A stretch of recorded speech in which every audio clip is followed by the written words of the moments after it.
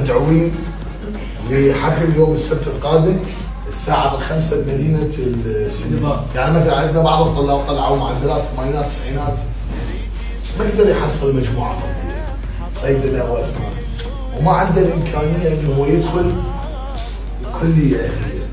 أنا جبت لهم 50 مقعد مجانا بأحد الجامعات العراقية، يدخل ببلاش لمدة 5 سنوات صيدلة وأسنان.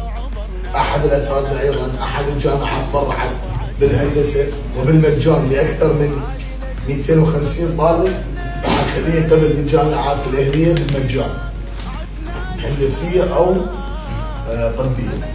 إضافة إلى أجهزة التليفون الآيفون أو الآيباد أو إلى آخره، على مود من يدخل طالب إلى الجامعة يدخل كطالب أكاديمي، يتذكر إنه هذا الأستاذ اللي درس يوم من الأيام ساعده بشيء من هذا القبيل. زين، فقلنا لكم اللي هو التكريم لجهود طالب.